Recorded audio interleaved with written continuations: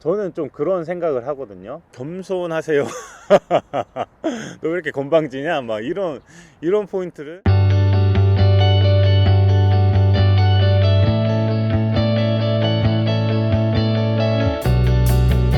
할렐루야. 네, 제자훈련 두 번째 시간 시작하게 되었습니다. 오늘 날씨가 너무 좋아가지고 또 오늘도 이렇게 야외로 나오게 되었는데요.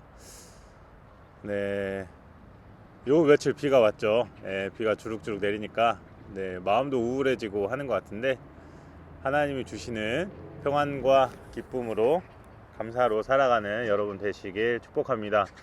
사실 정식 그러니까 제자훈련 이렇게 수강하시는 분 4명이세요. 근데 너무 많은 분이 클릭해 주셔가지고 준비를 하다 보니까 마음에 꽉 막히는 거예요. 어떻게 이렇게 카메라 앞에서 이야기를 해야 하나. 그러니까 막상 1대1로 가르치는 거랑 카메라 앞에서 녹음되면서 이야기하는 거랑 좀 많이 다르거든요. 그래가지고 어떻게 할까 하다가 그냥 오늘도 두서없이 이야기해보는 걸로 생각했습니다. 네, 그런데 이제 중간중간 편집하고 이야기해볼게요. 지난 시간 나왔던 그 저자 이름도 몰랐죠. 나라 팬인데, 팬인가 제자인가, 목사님 이름이 카일 아이들먼이라고 말합니다. 네, 이 책도 이제 내용 살펴볼 거고요. 아직 못 읽어봤어요. 네, 그리고 원래 이제 제가 하려고 했던 책, 이게 이제 제자도 이 책입니다. 이게 우리 존 스토트 목사님의 제자도 책인데요. 내용이 굉장히 좋을 것 같아요. 아직 안 읽어봤습니다. 네. 근데 이제 왜 아직 책도 안 읽어봤는데 갑자기 카메라를 켜고 2강을 시작했냐? 사실 우리가 예수님의 제자로, 성도로 살아가는 거는 좋은 책도 있지만, 이렇게 그 믿음의 선배님들이 나는 책 한 권의 사람이다 뭐 이야기를 하듯이 가장 중요한 책이 있죠. 성경. 오늘 성경에서 말하는 제자의 모습, 수많이 있지만 그래도 오늘 나누고 싶은 말씀이 있어가지고 성경 말씀 중심으로 한번 제자에 대해서 이야기해 보도록 하겠습니다. 신앙생활 하면서 예수님을 따라서 살아가야 하는데 왜 어려움을 느낄까요? 수많은 지식을 배운다고 이게 잘 되는 게 아니라, 많이 안다고 되는 게 아니라, 이 신앙생활은 이제 영적인 생활이기 때문입니다. 뭐냐면은요, 쉽게 말해서 잘 배운 사람, 도덕적으로 뭔가 잘 아는 사람은 죄를 안 지어야 우리가 이제 상식으로 생각할 때는 당연한 건데, 그런데 많이 배웠어도, 도덕적으로 선하게 생겼어도, 심지어 법관, 이런 고위직 사람들도 범죄를 저지르는 정말 잘못된 행동을 하는 것들을 보게 됩니다.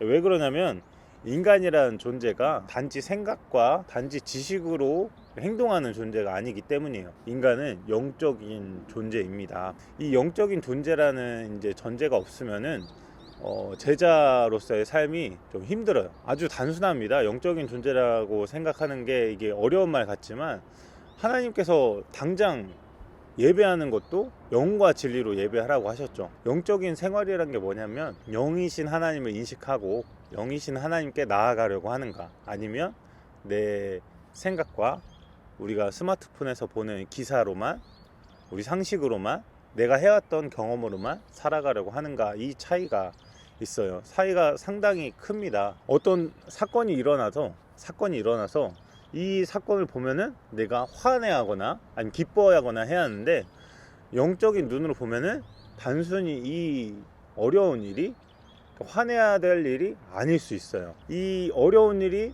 나에게 다가와도 이걸 통해서 내 마음이 가난해진다는 말이 절박해진다는 거죠.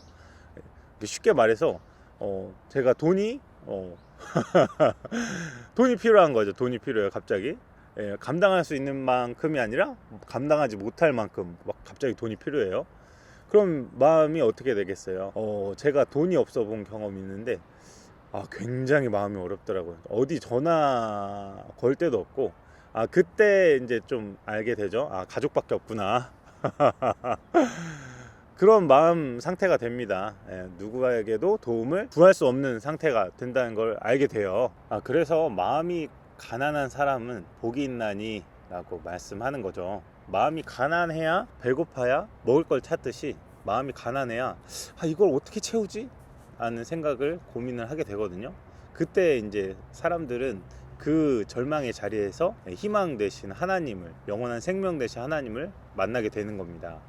그래서 우리에게 주어진 어려움들 많이 있어요. 우리 권사님, 우리 집사님, 우리 이걸 듣고 있는 청년에게 어려운 일, 우리 이걸 듣고 있는 학생에게 어려운 일이 있을 수 있어요. 나는 왜 이렇게 이거밖에 안 되지? 어려운 생각이 있을 수 있지만 그걸 통해서 하나님을 더 찾게 되고, 그리고 하나님의 뜻을 발견하게 되고, 하나님께서 인도하심으로 걸어갈 수 있는 제자반 되길 원합니다. 오늘은 특별히 그러니까 성경 아까 얘기를 왜 했냐면, 그런 그 마음의 어려움이 있었다고 했잖아요. 무슨 얘기를 하지? 라는 마음의 어려움이 있었는데 왜 그런지 알게 됐어요. 이게 저는 좀 그런 생각을 하거든요. 내가 뭘 가르치지? 내가 물론 목사고 아는 게 없는데 라는 생각을 하게 됩니다. 근데 이 포인트가 중요하지 않나? 이 두 번째 시간에 하나님께서 우리 그 제자반에게 이 그 겸손의 영역을 가르치길 원하시지 않을까라는 생각을 하게 됐습니다. 정식 커리큘럼이 있지만 이 전제를 깔고 가야 할 것 같아요. 왜냐하면 우리는 단순히 학문을 배우거나 단순히 지식을 이제 배우는 시간이 아니라 예수님의 실제적인 실제 상황이죠. 제자로 어떻게 살아가는가 고민하는 사람들이잖아요. 여러분 어떻게 제자로 살아가십니까? 네. 교회 갔다가 교회 오고 기도하고 눈물 한 방울 흘리고 좋습니다. 그런데 그 전제가 있다는 거, 전제 겸손입니다. 신앙생활에 있어서 키포인트가 겸손이거든요. 근데 많은 부분에서 이 겸손이 되게 간과가 돼요. 우리가 유교 국가이기 때문에 이 성경에서 겸손이라는 단어가 나오면은 유교적인 겸손을 생각합니다. 네, 내가 잘났다고 말하는 게 아니라 나는 좀 부족하다고 이야기하고 굽신굽신하고, 이거를 이제 겸손의 그 미덕으로 이제 이해하는 경향이 있어요. 근데 그것도 겸손의 영역이 맞습니다. 그런데 성경에서 말하는 겸손은 내가 하나님을, 영이신 하나님을 어찌 감히 다 알 수 있을까라는 이 전제가 필요하다는 거죠. 이제 그 예수님의 우리가 성경을 보면 왜 좋냐면, 하나님을 다 알 수 없고 하나님을 다 이해할 수 없고 하나님을 뜻을 우리가 다 생각할 수 없지만 영이신 하나님을 우리 인간의 그 얄팍한 지식으로 안다는 자체가 어불성설이잖아요.